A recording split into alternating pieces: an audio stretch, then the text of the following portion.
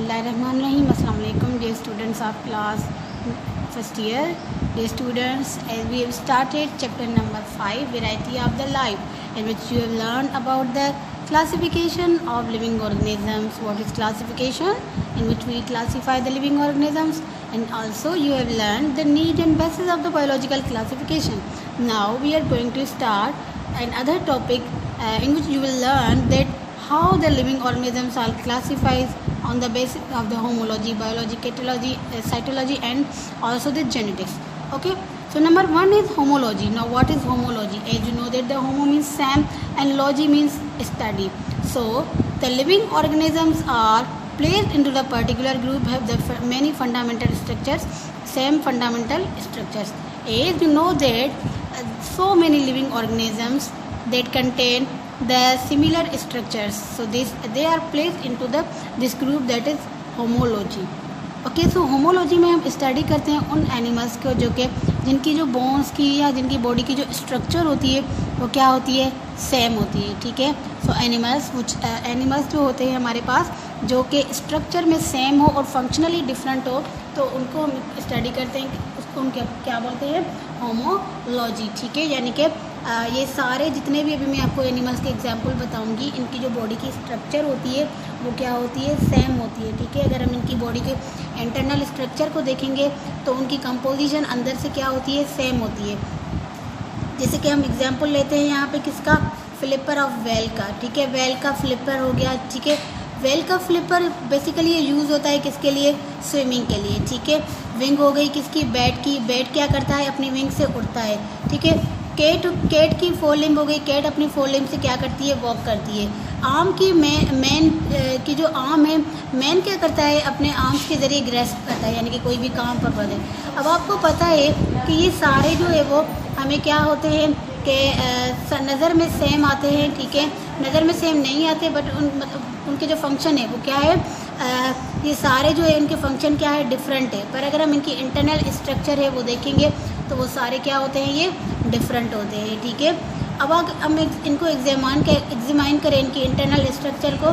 ठीक है, तो इनके जो बोन्स एंड मसल की जो अरेंजमेंट है वो सारी क्या है, एक जैसी है. अलाइक मीन्स एक जैसी है. जैसे कि फ्लिपर हो गया, विंग हो गई, फोर लिम्ब हो गई, आर्म हो गई. ठीक है, ये इस तरह बने हुए, उनका जो पैटर्न है बने कंपोजिशन, वो सारे हमें इस तरह नज़र आते हैं कि ये सारे क्या होते हैं, जैसे कि एक जैसे होते हैं.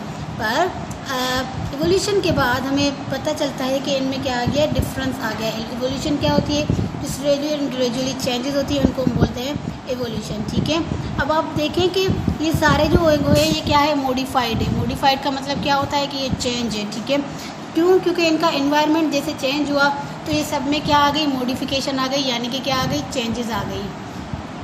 अब आपको पता है कि जो फ्लिपर है, विंग है, फोर लिम्ब है, ठीक है, ये जितने भी हैं ये मतलब बिलीव किया जाता है कि इनका जो कॉमन मतलब जो एंसेस्टर है वो एक ही है. ठीक है, यानी कि ये कहा जाता है कि ये मैन, कैट, वेल, बैट, ये सभी जो है वो किसी एक ही स्पीशीज से इवॉल्व हुए. ठीक है, यानी कि हम इनका जो फॉसिल है, यानी कि इनका जो फोर फादर है. ठीक है, फोर फादर हम किसको बोलते हैं, एंसेस्टर को. ठीक है, वो क्या है, यानी कि जो सबसे पहले मतलब किसी एक स्पीशीज में ही ये सारी डिफरेंट स्पीशीज जो है वो इवॉल्व हुई है, but according to the evolution. ठीक है, सो वो ऑर्गन्स, ठीक है, जो कि क्या हो, स्ट्रक्चर में सिमिलर हो बट फंक्शन उनके क्या हो, कॉमन हो, जो है वो क्या हो, डिफरेंट हो. ठीक है, वो ऑर्गन जो कि स्ट्रक्चर में क्या हो, सिमिलर हो. ठीक है, क्यों, क्योंकि उनकी ओरिजिन क्या होती है, एक ही होती है, बट उनके फंक्शनली क्या होते हैं, डिफरेंट होते हैं. तो इनको हम बोलते हैं होमोलॉगस ऑर्गन्स. ठीक है, अभी आप देख सकते हैं कि ये मैन की जो है वो आर्म है. अब आप यहाँ पे ये देखिए, ये जॉइंट है. ये कैट है वो भी इंटरनली सेम है, वेल की भी सेम है, बेड का भी यहाँ पे जॉइंट है. तो इसी वजह से कहा जाता है इस पिक्चर के मुताबिक कि इन सब का जो एंसेस्टर है, ये सब जो है वो किसी एक ही जो है वो पेरेंट जो होता है इनका वो कोई एक है, बट इवोल्यूशन के बाद जो है वो क्या हो गई है, कुछ चेंजेस आ गई है. ठीक है, यानी कि जो है वो जो है क्या हो गया है कि आजकल जो है वो हम बोलते हैं कि इन सब का जो कॉमन इवोल्यूशन की बाद जो है वो इनमें क्या आ गई, चेंजेस आ गई. ठीक है, यानी कि ये साइंटिस्ट बिलीव करते हैं कि जो है वो इनका फोर फादर, इनका जो एंसेस्टर है वो क्या है, कोई भी एक ही है. ठीक है,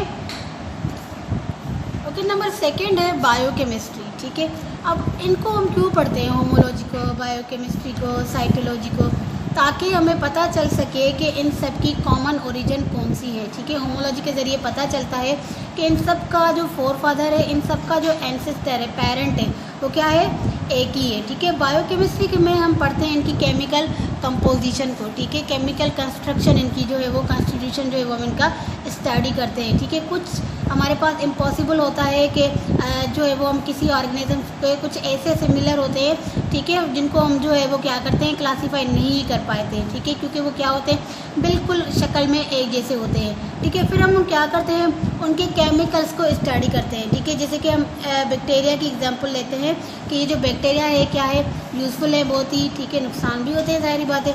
अब ये जो बैक्टीरिया है, जब हम इनकी क्लासिफिकेशन करते हैं तो हम इनकी क्लासिफिकेशन किस तरह करें। ठीक है, क्योंकि ये सारे बैक्टीरिया जितने भी होते हैं वो एक जैसे होते हैं, देखने में आइडेंटिकल होते हैं, उनकी सेल की स्ट्रक्चर भी सेम होती है क्योंकि ये यूनिसेलुलर होते हैं। ठीक है, तो फिर क्या किया जाता है, एक टेक्निक यूज़ की जाती है जिसको हम बोलते हैं क्रोमेटोग्राफी। ठीक है, इलेक्ट्रोफोरेसिस और दूसरी एक क्रोमेटोग्राफी। इन दो टेक्निक्स के ज़रिए जो है वो क्या किया जाता है, इनकी केमिकल की स्टडी करके पता लगाया जाता है कि ये बैक्टीरिया की कौन सी स्पीशी है और ये जो है वो कौन सी है, मतलब कौन से डिफरेंट ये हमारे पास ये बैक्टीरिया है। ठीक है, ओके। उसके बाद है नंबर 3 हमारे पास साइटोलॉजी। ठीक है, साइटोलॉजी के ज़रिए हम क्या करते हैं, सेल को स्टडी करते हैं। ठीक है, साइटो मीन्स क्या होता है, यानी कि study structure and function of the cell is called cytology. ठीक है, जब हमें ग्रॉस स्ट्रक्चर जो है वो उससे पता नहीं चलता, ठीक है, और क्लासिफिकेशन का माइक्रोस्कोपिक जो फीचर्स हम देखते हैं, फॉर एग्जांपल अगर हम इलेक्ट्रॉन माइक्रोस्कोपिक के ज़रिए बैक्टीरिया को या साइनोबैक्टीरिया की स्ट्रक्चर को देखते हैं तो ये दोनों क्या है, यूनिक टाइप, यानी कि दोनों का यूनिक सेल होता है। ठीक है, तो अब क्या करते हैं कि जो है वो दोनों को एक ही किंगडम में रखा जाता है। ठीक है, किस वजह से, क्योंकि माइक्रोस्कोपिक ऑब्जर्वेशन की मुताबिक जो है वो पता चला हमें कि जो इनका सेल स्ट्रक्चर है वो क्या है, सेम ही है। ठीक है, माइक्रोस्कोपिक जो स्ट्रक्चर होते हैं वो यूज़फुल होते हैं। ठीक है, यानी कि वो हमें बताते हैं कि ये स्पीशी कौन सी है। लास्ट में हमारे पास जेनेटिक्स। अगर हमें इन सब में से किसी में से भी पता ना चले लिविंग ऑर्गेनिज्म का, तो उसका फिर एक ही हल होता है, वो होता है जेनेटिक। जेनेटिक के ज़रिए क्या किया जाता है कि उनका जो है वो जेनेटिक मेकअप चेक किया जाता है। ठीक है, यानी कि और जितने भी ये मॉर्फोलॉजिकल हो गए, बायोकेमिकल प्रॉपर्टीज़ हो गई, साइटोलॉजिकल हो गई, वो सारे जब हम इस जेनेटिक की स्टडी करेंगे तो हमें पता चल जाएगा। ठीक है, यानी कि यहाँ ये मेन टूल है। ठीक है, ये मेन टूल है जिसके ज़रिए हमें पता चलता है क्लासीफाई जो लिविंग ऑर्गेनिज्म है उनको किस तरह किया गया है। ठीक है, अब जो है वो क्या किया जाता है, इनके डीएनए को पढ़ा जाता है। ठीक है, और डीएनए को स्टडी करके फिर लिविंग ऑर्गेनिज्म को क्या किया जाता है, क्लासीफाई किया जाता है। Okay dear students, this is all about the okay now your homework is you have to revise this lecture and also fare this lecture, and also you have to make some MCQs from this lecture. Thank you dear students. Allah Hafiz.